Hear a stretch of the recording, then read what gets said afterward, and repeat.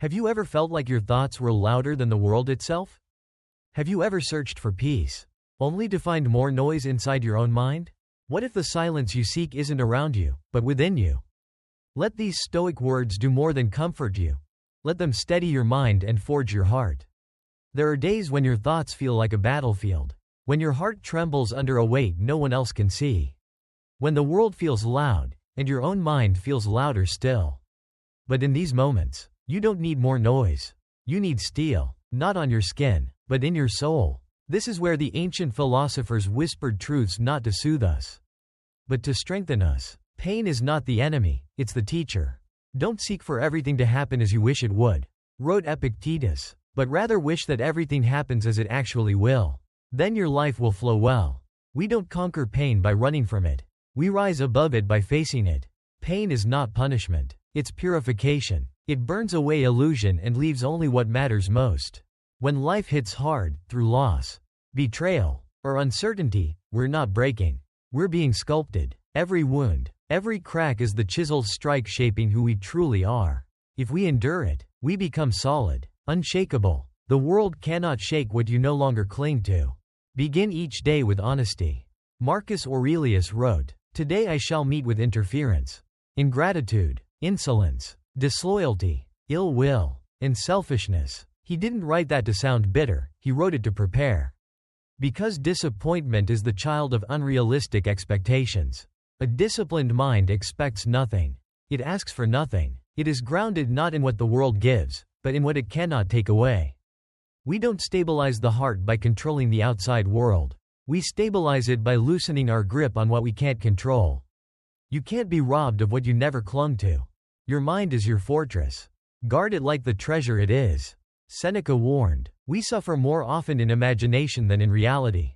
An undisciplined mind sees shadows and calls them monsters. It hears whispers and turns them into screams. But a trained mind watches, listens, filters. It decides what enters and what stays. Thoughts are visitors, not rulers. Not every emotion deserves your attention. Not every fear deserves your voice. Once you realize you are not your thoughts, you are the gatekeeper of them, then you regain control. Nothing gets in without your permission. And from that permission comes peace. Zeno, the founder of Stoicism, said, "A good feeling is a soul's harmony." And that harmony? It doesn't come from comfort. It comes from discipline. From waking up early when you'd rather sleep. From staying quiet when words itch at your tongue. From walking forward when everything in you begs to stop. This kind of calm cannot be faked. It's not joy. It's not pleasure. It's not ease. It is power. The kind of quiet power that asks for no recognition, no applause. The power of the one who walks alone and never wavers. Detachment is not indifference, it's mastery. It's easy to mistake stillness for apathy, or silence for numbness, but that mistake belongs to the untrained. True detachment doesn't mean you don't feel. It means you don't surrender to feeling. As Musonius Rufus taught, he who does not fall into anger wins the battle every time. To walk through betrayal without seeking revenge. To hear insult without lowering yourself. To lose without losing yourself. This is not weakness. This is self-sovereignty. Because when nothing hooks your soul without your consent, you've already won the war the world tries to wage on your peace. We weren't made to be numb. We were made to be free. So let these words not simply comfort you. Let them forge you. We are not here to chase comfort, we're here to find clarity.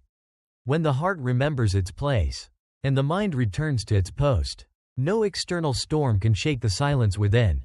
You don't need to be rescued. You need to remember, you were built for this. And when you fully embrace that truth, you stop breaking. You start becoming. You are not here to chase peace. You are here to build it, from discipline, from silence, from the fire inside you. So carry these words in a world that spins in chaos.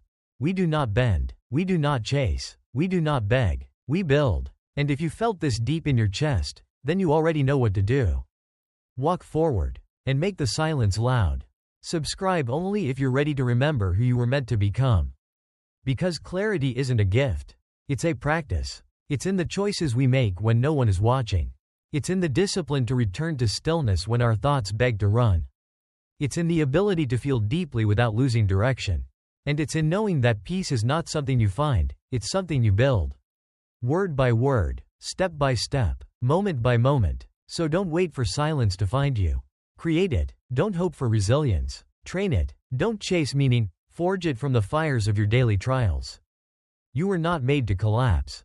You were made to carry. You were not made to obey fear. You were made to walk through it. You were not made to follow the noise.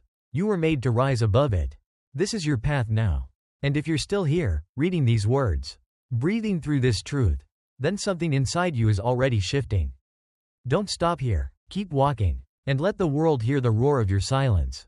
Subscribe, share, and walk forward, not just for yourself, but for everyone who forgot they were made to rise.